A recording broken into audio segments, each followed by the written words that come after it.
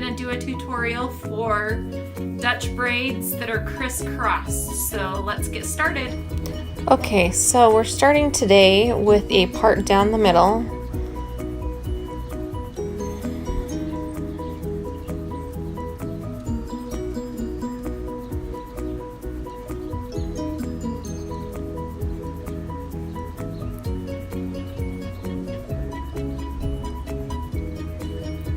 And then I am going to part it into 4 sections. So my first 2 sections will be on this side.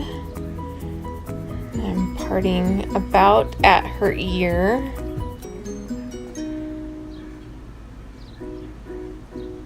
And then I'm just going to twist and clip these sections out of the way.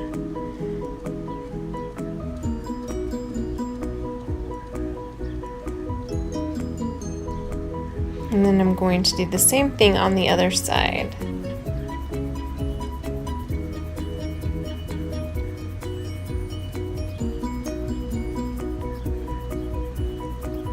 And then clip it out of the way.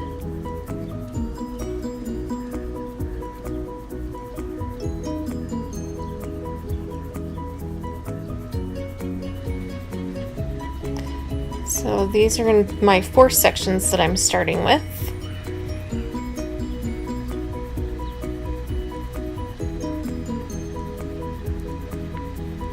I like to make sure that it's good and clipped out of the way, so I'm not going to have any little pieces that accidentally get into my braid that I don't want in the braid. So I'm starting on the top.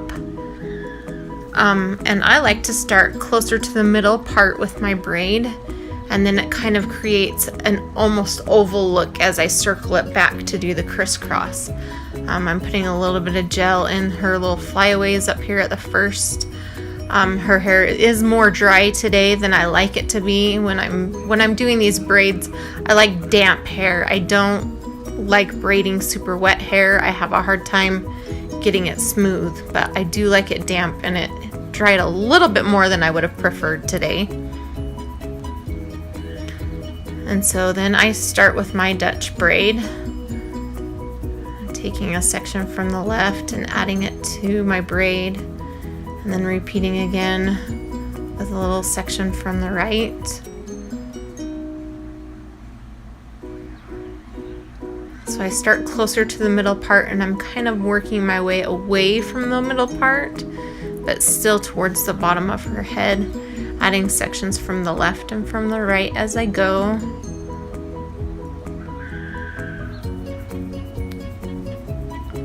And then I'm going to start as I go. I'll start curving it back towards my middle part for when I crisscross it. And I just smooth out the little sections as I go, adding again a section from the left and then from the right. You can do this with a traditional French braid. I'm just better at braiding Dutch braids. I like them better on her fine hair. They seem to hold better on her hair because her hair is super fine. She has a lot of it, but it is super fine, and I just like the Dutch braid because it just holds better. Now I'm approaching this part line here, but I'm going to continue to just add a little bit of hair from the left and then from the right, but I'm not going to touch that bottom section. And then my last little bit here, working along the part, adding from the left and then from the right. And then after I've added all the hair, I'll unclip this bottom section on the other side because that's what I'm going to cross over to and add next. To get to where I do the crossover, I do a couple of little braids before I start adding hair again. And then I start adding from the right and from the left once my braid is over this section of hair. And I'm just twisting this one so it's out of my way. Again, adding hair from the right and then from the left. And then I will continue to work down. I'm working away from the center part again. And then I will just continue straight down the back of the head on this right side, adding in hair as I go.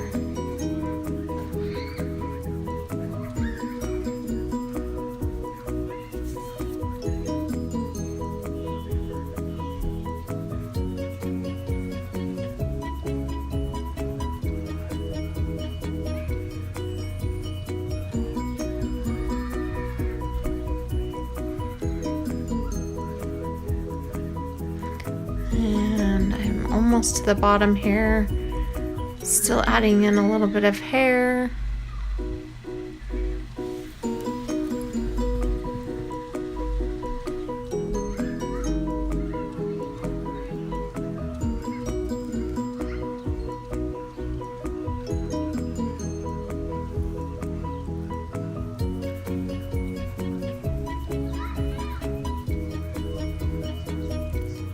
And then just, you could end the braid here and ringlet the ponytail, but I'm going to continue this braid all the way to the end.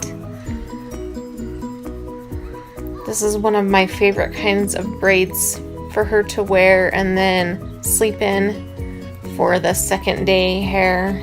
And so that's kind of what we're doing today. I'm going to go all the way to the end of the hair. And then I will secure it with an elastic.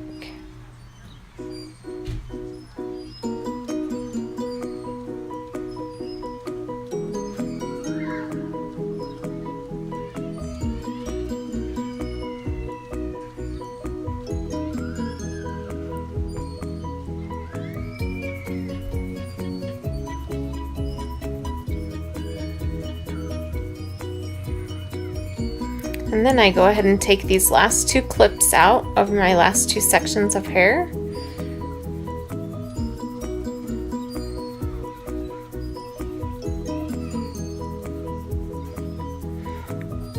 So my braid on the left goes starting on the left side but crosses over to the right. And now this is going to be the one that starts on the right side and crosses over to the left.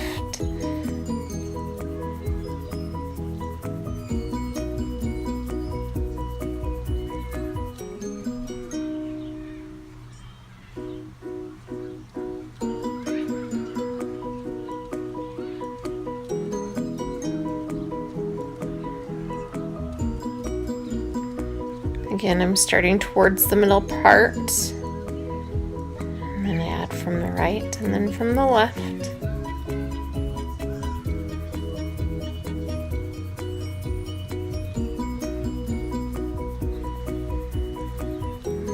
Working kind of away from the part so it creates almost an oval look on the top.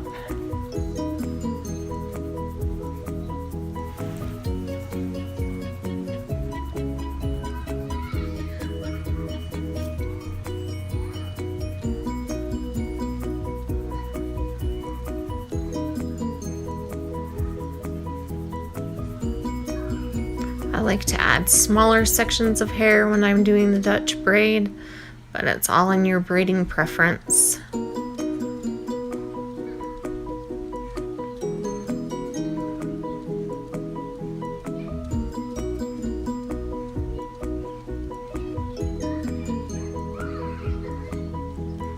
I'm now starting to kind of angle back towards that middle part so that I can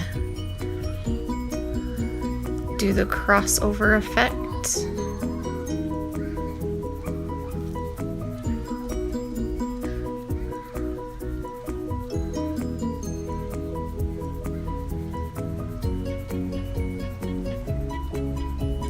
And again, once all the hair has been added from my top section of hair, I'm just going to do a couple of braids without adding sections of hair so it can cross over that braid that goes underneath.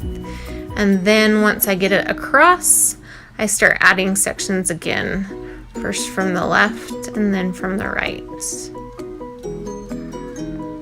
Continuing with my traditional Dutch braid now, working away from my center part again before I continue down the back of her head.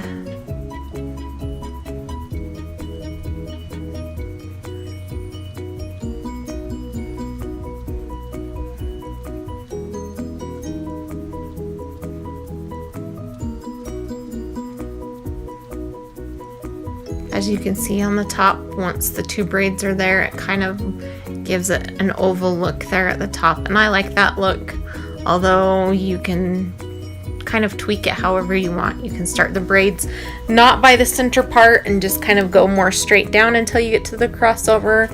It's kind of whatever you like.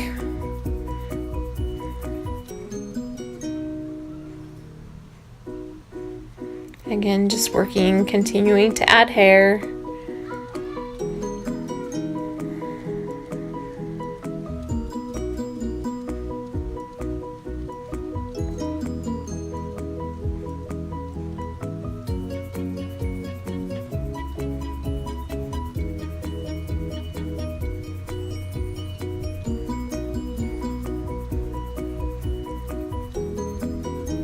And again, I'm going to continue this braid all the way to the end today. And then I will secure it with an elastic.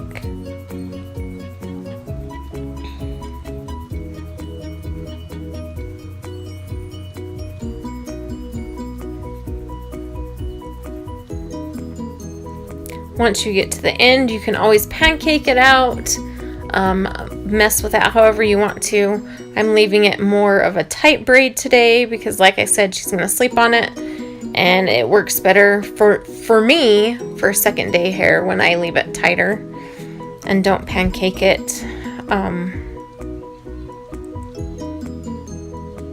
These braids are our favorites, like I said, for second day hair too, especially.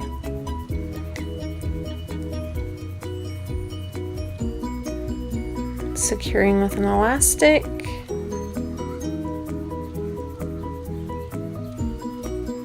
And there you go. It's a simple crisscross there. Not too difficult. I'm going to spray it. She has a few flyaways. Like I said, her hair was a little bit more dry today than what I prefer.